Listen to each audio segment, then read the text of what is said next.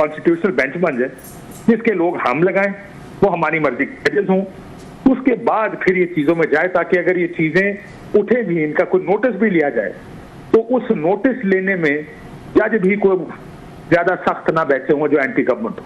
तो इसलिए पहली फेज में 26वीं तरमीम की गई, वो रास्ता रोका गया। अब दुनिया गलियां मिर्जा यार फिरना चाहता है, तो काशिफ इस पे मैं नहीं समझता मिर्जा यार को इतना मौका मिलेगा कि वो गलियों में अकेला फिरता रहे, आवाज़ें लगाता रहे सर। क्योंकि आप देखें हुकूमत जो पैनिक में है, ये आप भी अपने प्रोग्राम में मैं देख रहा था, बड़ा खूबसूरत आपने थोड़ी देर पहले अपना प्रोग्राम आप कंडक्ट किया है उनके साथ, सलमान अकरम राजा साहब के साथ, मैं सुन रहा था उसको सारा।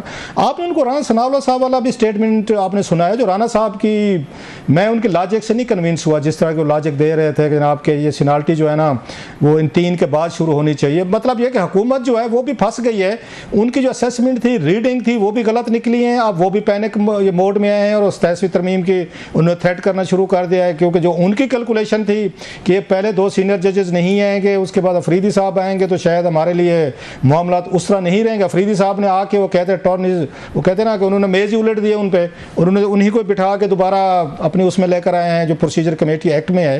तो उससे तो हुकूमत की असेसमेंट, रीडिंग, मनसूबे वो सारे नाकाम हुए सर। नहीं सर, लेकिन ये अगर मंसूर अली शाह और मुनीब अख्तर साहब आ गए हैं उस प्रैक्टिस एंड प्रोसीजर के तहत कमेटी में, तो क्या फर्क पड़ता है सर? बड़ा फर्क पड़ता है। मैं आपकी बात काट रहा हूँ काशिफ भाई, सॉरी फॉर दैट।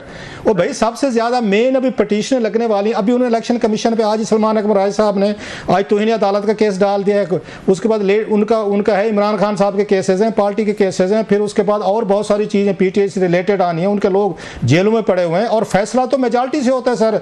ये प्रोसीजर एक्ट में आपको याद होगा कि वहाँ पर मुनीब साहब और जस्टिस मंसूर साहब वो मेजॉरिटी में हैं। अगर याया अफरीदी साहब को मतलब अगेन अगर उनके खिलाफ भी फैसला करते हैं तो भी तो वो दोनों उस मेजॉरिटी में हैं। वो तो चाहते हैं, वो तो उस 8 में वो शामिल थे जिन्होंने फैसला दिया था खवातीन की सीटें दें, वो तो इम्प्लीमेंटेशन करवाएंगे सर। तो फर्क तो पड़ेगा ब्रदर।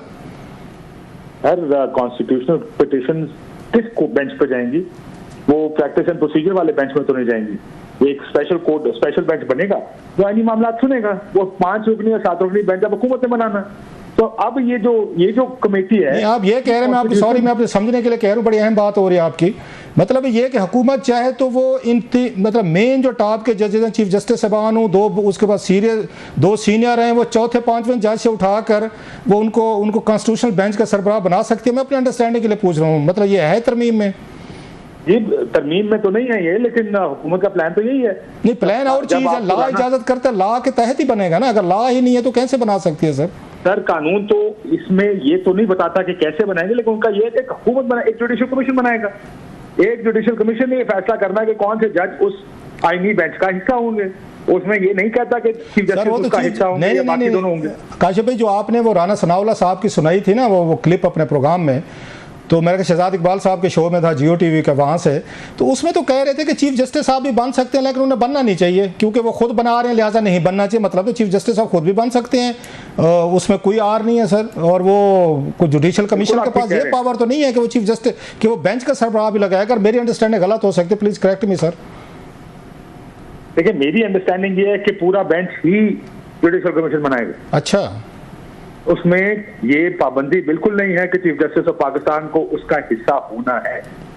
मेरा ख्याल ये है कि ये पाबंदी उसमें नहीं है। ओके। लेकिन कौन होगा ये तो फैसला ये तो साइनी तरमीम में कह दिया ना जी कि जब जो कॉन्स्टिट्यूशनल बेंच बनेगा, जहाँ तक मेरी अंडरस्टैंडिंग है आईनी बेंच के। काशिफ, ये तो फिर एक क्लैश की तरफ, मतलब चीफ जस्टिस साहब को इतने अच्छे जज हैं, उनकी बड़ी रेपुटेशन है, किसी एक बंदे ने भी उन पे एतराज़ नहीं किया, उनके कंडक्ट पे, इंटेग्रिटी पे, ऑनेस्टी पे या उनके स्टाइल। बल्कि मैं तो कहता हूँ इंग्लिश क्लासिक वो जज होते हैं ना, जैसे उसी तरह के आपको वो लगते हैं। हमने अपने प्रोग्राम में पिछली दफ़ा मैंने ये कहा था कि अगेन इंग्लिश क्लासिक जज हैं जो बोलते नहीं हैं, अपने फैसलों से बोलते हैं। अगर उनको डिस्काउंट करके पार्लियामानी ये कमेटी जिसमें पीटीए भी बैठी है, ये बैठा के फैसला कर रहे हैं, तो फिर तो चीफ जस्टिस साहब के साथ वही लड़ाई शुरू हो रही है जो आपको याद होगा नवाज शरीफ साहब ने उन्होंने एक पैरेलल अदालत खड़ी कर दी थी सजाद अली शाह साहब के साथ कराची में, जो एंटी टेररिस्ट कोर्ट बनाए थे, अपने जज लगाने शुरू कर दिए थे।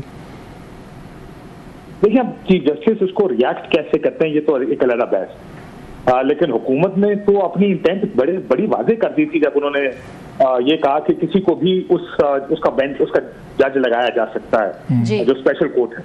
आज बल्कि हामिद खान साहब ने प्रेस कॉन्फ्रेंस की, उन्होंने कहा कि 5 सीनियर मोस्ट, हिंदुस्तान में भी यही होता, 5 सीनियर मोस्ट जजेस आईनी बेंच का हिस्सा होता है ऑटोमेटिकली। जो भी 5 सीनियर मोस्ट जजेस होंगे, कोई भी आईनी पिटिशन आएगी उसको 5 सीनियर मोस्ट जजेस सुने। होना पाकिस्तान में भी यही चाहिए, लेकिन हम ये चाहते हैं कि हम खुद पिक एंड चूज करें कि कौन सा जज उस बेंच पर बैठेगा जिसको हम आईनी बेंच कहते हैं। तो यही तो इख्तियार हुकूमत ने अपने हाथ में लिया 26वीं। अच्छा काशिफ, एक बात बताएं, ये जो आप बात बता रहे थोड़ी सी मतलब अच्छी खासी डिस्टर्बिंग भी है, इसमें इसलिए तरामीम पे कंट्रोवर्सी रही है, तो इस पे जो रिएक्शन आना चाहिए था वो तो मतलब बाकी तो बाद में पॉलिटिकल पार्टीज मीडिया का अपनी तरफ से, तो जुडिशरी की तरफ से आना चाहिए था। वो रजिस्ट करते इन तरामीम पे कि आप तो पूरा ढांचे हमारा बदल कर रख रहे हैं, फिर अगर आपने पिक एंड चूज करना है, बेंच भी आपने बना के देना है और चीफ जस्टिस साहब ने नहीं बनाना, जो मतलब बात समझ में आ रही है आपकी, तो फिर इसका वो तो फिर अपनी मर्जी का कोई 3-4 उठा के पार्लियामेंट से उठा के बना लेते, जज बना लेते सर। वो 5 मेंबरान जिनको कमेटी का मेंबर हैं, फिर वही जज बन जाते सर। ये याद रखिएगा कि जुडिशियल कमीशन है, उसके सरबराह चीफ जस्टिस ही हों, लेकिन उसमें अक्सरियत पॉलिटिशियंस की है। वो तो वोटिंग होनी है ना भाई साहब, वो तो वोटिंग होनी है ना, वोटिंग पे फैसला होगा। वोटिंग होनी है। और इस वक्त हुकूमत के पास अक्सरियत है उसमें, तो लॉ मिनिस्टर भी हैं, अटॉर्नी जनरल भी होंगे, उसमें टॉप 4-5 जजेस भी हैं, और पार्लियामेंटेरियन भी हुकूमत और अपोजिशन की जानिब से होंगे, तो हुकूमत के पास अक्सरियत होगी जुडिशियल कमीशन। अच्छा एक और बात बताएं सर काशिफ, मैं आपसे ज़्यादा सवाल इसलिए पूछ रहा हूं कि ताकि ज़्यादा से ज़्यादा चीज़ें आ जाएं। आपको याद होगा चीफ जस्टिस ये सजाद अली शाह साहब ने जब फैसला दिया था अल जिहाद ट्रस्ट केस में सीनियरिटी वाला, तो बेनज़ीर भुट्टो साहब वज़ीर आज़म थे, उन्होंने बड़ा एक तारीखी बयान दिया था। उन्होंने कहा जनाब ये जो फैसला किया है ना ये हमारे चीफ जस्टिस साहब ने, इन्होंने बेसिकली अपने खिलाफ ही फैसला दिया है कि ये तो जूनियर जज थे, बेनज़ीर भुट्टो साहब ने नीचे से उठा के इनको लगाया था। सो वही कुछ हुआ बाद में, 1-2 साल बाद फिर उनके खिलाफ बगावत हो गई थी, and he has to go, वो आपको पता है सारा, it's rest is the history. तो अब जब ये इन तरमीमों के खिलाफ जाएंगे सुप्रीम कोर्ट में पिटीशन लेके, पीटीआई वाले या सलमान अकबर राज साहब, आमिर खान साहब, जो भी हैं, तो ये फिर चीफ जस्टिस अब क्या करेंगे? वो तो इन्हीं तरमीम के तहत वो चीफ जस्टिस लगे हैं, इसी वजह से वो बेनिफिशरी हैं इसके। What will he do then? वो इनको सब्सक्राइब करेंगे और फिर वो दोबारा उसी पे चले जाएंगे अपनी तीसरी पोजीशन पे, और जस्टिस मंसूर शाह साहब को चीफ जस्टिस बना देंगे, क्योंकि पीटीआई तो कह रही है कि हम जाएंगे इन तरमीमों के खिलाफ, रोडों पर भी जाएंगे, उधर भी जाएंगे। तो ये क्या सिनारियो बनता लग रहा है सर आपको? क्या फैसला देंगे वो फिर? तो मेरा नहीं ख्याल को कोई फैसला देंगे। मुझे लगता है कि अगर आज वो जो इजलास था, फुल कोर्ट इजलास हुआ, तो उसमें मंसूर अली शाह साहब भी शरीक हुए, मुनीब अख्तर साहब भी शरीक हुए। इसका मतलब क्या है? इसका मतलब ये है कि जो कुछ भी हुआ उसमें ये तमाम जज, किसी को प्रॉब्लम नहीं है जस्टिस याहिया अफरीदी साहब के जज बनने में। अब देखना यह है कि जस्टिस याहिया अफरीदी अपने आप को चलाते हैं, कौन से केसेस उठेंगे, किस तरह ये कंडक्ट करेंगे अपने आप को। अब ये तो वक्त बताएगा, इसका फैसला तो हम नहीं कर सकते। आज पहला दिन था, कल परसों तरसों देखते हैं क्या होगा। नहीं, क्या वो अपने खिलाफ फैसला देंगे? अपने खिलाफ ये फैसला देंगे? अगर फैसला अपने खिलाफ देना होता तो बैठ लेते, रिफ्यूज कर लेते, इनकार कर देते, कहते मैं नहीं बनना चाहता।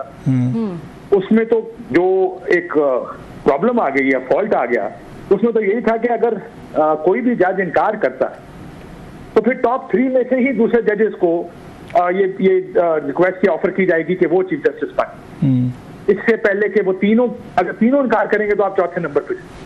अच्छा लास्ट क्वेश्चन, हालांकि दिल बड़ा चाह रहा है, बड़ी आपसे खूबसूरत डिबेट हो रही है कि इसको कंटिन्यू करते, लेकिन हमारे प्रोग्राम का टाइम भी थोड़ा होता है। सर लास्टली बताइएगा, ये जो सलमान अकबर राजा साहब और फैसल चौधरी साहब और फवाद चौधरी साहब के दरमियान एक महाभारत जो लड़ी गई है, जिसकी आज सीज फायर इमरान खान साहब ने कराई है, आपका क्या ख्याल है कितने दिन तक ये रहेगी, इफेक्टिव रहेगी सर ये बॉर्डर क्लैशेस? देखिए दोस्त साहब, वो अंग्रेजी की मिसाल है ना, when the cat is away the mice shall play। मसला ये तो लीडर अंदर है, तो बाहर तो अब कोई किसी को लीडर नहीं मानता। जब कोई किसी को लीडर नहीं मानता तो आपस में जाहिर है वो उसकी अथॉरिटी को चैलेंज करते हैं। फवाद तो इस वक्त पार्टी का हिस्सा भी नहीं है, लेकिन फिर भी हर कोई दूसरे की अथॉरिटी और लीडरशिप क्वालिटीज को चैलेंज करता है। आपने वो शेर अफजल मर्रत का बयान देखें, कभी कोई बोलता, कभी पीटीआई से कोई बोलता, कभी फवाद है, कभी फैसल है। जब तक एक सेंट्रल अथॉरिटी नहीं होती तब तक तमाम लीडर एक दूसरे को ना सिर्फ जो चैलेंज कर रहे होते हैं, एक दूसरे पर सवाल उठा रहे होते हैं। ये तो चलता रहेगा जब तक इमरान खान साहब बाहर नहीं आते। ये अगर किसी का ख्याल है कि कोहेसिव यूनिट बनेगा तहरीक-ए-इंसाफ, कोई एक शख्स इस पार्टी को इकट्ठे रखेगा अपने जोर से या अपनी लीडरशिप क्वालिटी से, ऐसा नहीं होगा। ये तो खान साहब आएंगे बाद तभी पार्टी इकट्ठी होगी, अब लोग खामोश होंगे, वरना चलता रहेगा। ये तो अब मेरा ख्याल है जब तक खान साहब बाहर नहीं आते इस तरह का शोर के लिए तैयार रहे, हर वक्त चलता रहेगा। बहुत शुक्रिया brother, thank you very much. Thank you so much Kashif साहब फॉर ज्वाइनिंग अस।